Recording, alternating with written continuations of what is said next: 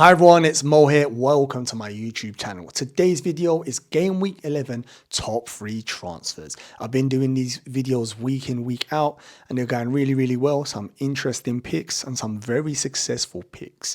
Now, before we go into this video, I want you to do me a favor. You know what I'm going to say. Please like, subscribe.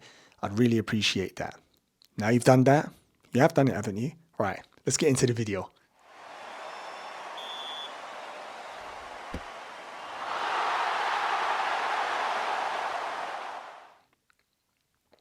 First pick, it's none other than Mr. Carnage himself, Darwin Nunes. Yep, I can see you smiling.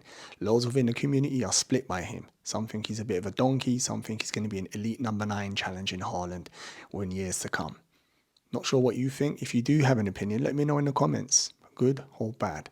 Well, I'm here to tell you, I think he's someone you need to consider bringing into your team. If you're not already tripled up on Liverpool, I think Darwin Nunes after Salah is the best option. Recently, he's been delivering points. You just need to look at him. Even when he hardly gets the minutes, he comes on, he's getting assists. You just look at, he's had 4 goals, 5 assists this season so far. He has the potential to be explosive. Now you're thinking, he has 2 double-digit returns. And as I keep going back to this, when you consider the amount of minutes he's played, and I'm here to tell you, that's going to increase. Why do I think it's going to increase? I clearly think he's going to be Liverpool's main number 9. It's taken Klopp some time to get there. He's had to work with him for years. He complained, well, not for years, but he complained last season, especially about his work without the ball. And he said that's his way into the team. I saw stats already earlier in the season that Nunez had the best pressing stats in the final third. So that tells you he's up that. XG, this guy's a machine. We all know this. Whenever there's a ball delivered into the box or into the danger area, you can trust your luck. He will be there. All right. So them 2 ingredients alone get you excited. Yes, he misses sitters and he will frustrate you. And I think that will continue, but he's getting stronger. If you saw the goal he scored last night in the EFL Cup versus Bournemouth, world class. And it summed up Nunez to a T. The first pass, yes, it was very windy, but it was poor control. Took him wide left, nearer to the corner flag. He comes back in, goes past the defender and smashes it past the goalkeeper from about 30 yards. Unbelievable, summed up Nunez. Now for me, I'm starting to look at the fixtures, even Man City, even if they played him in the next 5. I think that's an actually perfect fixture for Nunez. That's the honest truth. I honestly do. If he plays and starts in that, I think he will cause havoc. His pace and power is too much for the centre-backs there. That's how confident I am in Nunez. So you can see, what's the sum of the cons? I've already given you quite a lot of pros. What's some of the cons? So let's have a look. It's the rotation. Now, no matter how much I sell this to you, we know that Liverpool have Diaz, who at the moment, unfortunately, is dealing with off-football issues to do with his parents. So I'm not sure if he's going to be a selection on this weekend, which I very much doubt. But we still have Jota and we have Gakpo fit. So Liverpool have 5 elite forwards, which is always going to be in the back of our minds, causing problems for Darwin Nunes. That's the only con I can think of. He's a good price, 7.5 million, in this Liverpool attack, which is they're starting to cook. As I said to you, I said it about 2-3 weeks ago that Klopp is starting to fine-tune this midfield, and it's starting to show. You can see the attacking patterns of play, new bits introduced since we've overhauled the midfield.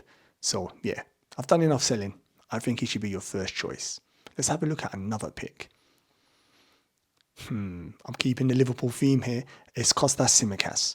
Now, the Greek Scouser has already been picked up by quite a bit of FPL managers. Especially, we saw that Robbo's not going to be around for about 2 months. Even if it's 8 weeks, you're going to get your money's worth. He's 4.6 million. That's not an issue. The reason is, same as Darwin Nunes, he's got the great fixtures. He's assured minutes now. There's no one to challenge him on the left-hand side. Okay, he gives the balance. Yes, we could play Gomez or Quensa, but I don't think that's an issue. I think he gives you that left foot, because at times we still do, even though we invert on the left.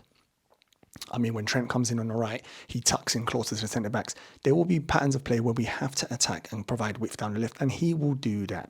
He also takes corners and he takes some free kicks as well. Even though we have Trent and Szoboszlai who both have amazing deliveries with their right foot, Klopp does like a left-footed for specific free kicks and corners. So at that price, again, he's already given us 2 clean sheets. I mean, do I need to say any more? So that's all the selling. What's the pros? I mean, the cons, I should say. Well, once Robbo's back, that's an instant transfer. but he's not back for now. So I say you jump on if you already haven't and enjoy the points. It's this one's a no-brainer. And the reason I'm done a defender, last week I had feedback in my game week 10 transfers video to say, can I still please add defenders? Easier said than done. I've got them in. There you go. Defenders for you in the video. And you're really going to love this. Next up. Oh, yes. We actually have another defender. This time it's a centre-back and it's Gui. Now, he comes in at 4.5 million, playing for Palace, who are playing really well defensively. I know the last two games might put some off, but the fixtures are still lovely. Palace are so strong defensively. I think they've kept 4 clean sheets. Like, there's only maybe 1 or 2 teams better than that in the Premier League. So under Roy Hodgson, you do know they're always going to be solid. They're always going to be difficult. And they really frustrated Spurs last week. They honestly did. Spurs had to work really, really hard to make the breakthrough. But Spurs top of the league, so it tells you how difficult it was for them. Any team mid-table or lower, you can expect a potential clean sheet versus Palace. So he's cheap, lovely price. We're all looking at them cheap defenders at the moment and moving our money to up front or midfield. So he enables that as well. And he's got great fixtures. So there you go. That's all the selling for you. Any cons? Well, there is one actually. He's not the most attacking. At least a minute ago, I said, well, for Tsimikas, he takes certain free kicks or corners or, just on field, he could get an assist.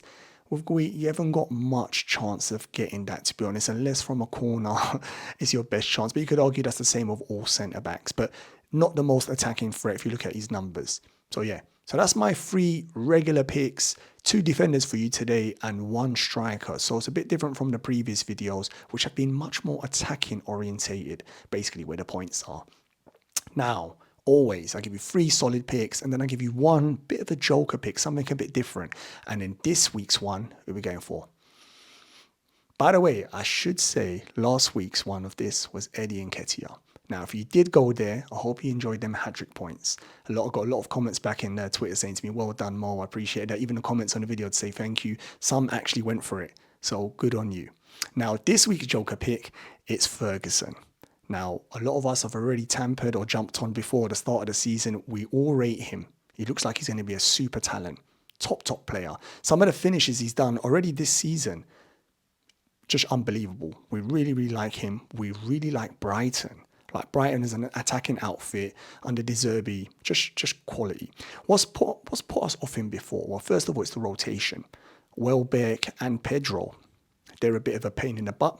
We know that. Now, if I know that, why am I still suggesting it? Well, Welbeck injury has removed a big part of it. And Pedro, yes, he's still going to be a threat, but I still think Ferguson, in the majority of the next couple of fixtures, is going to lead the line. He might not play 90 minutes, which is understandable. He might play 70 minutes.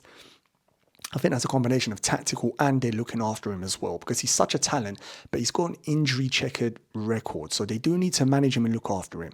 Also, another con here is that his price at 6 million, I'm trying to convince you to get this super talent, but I must say you add £1 million and all of a sudden you've unlocked Darwin, Alvarez and Watkins a little bit more, but still you see what I'm getting at. You're quite close. He's not like a bargain. If it's 5 million, there's no discussion.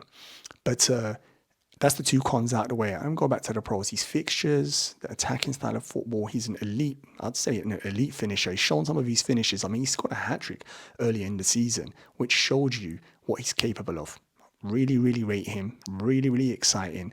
And I do think if you're willing to gamble and go something a bit different from the template, dare I say it, I think Ferguson is your man. What do you think? That's the video. Hope you enjoyed that. Some tasty picks, some non-obvious picks as well this week. What do you think? I'd really appreciate any feedback. Let me know who you're going with. I'm always keen to see what other FPL managers are doing. Get in the comments. I will 100% reply back to you. Now, before you disappear to watch your other video, do me a favor, like, subscribe, and share it with any other FPL managers you think will enjoy this content. On that note, I wish you good luck, and I'll see you on my next video.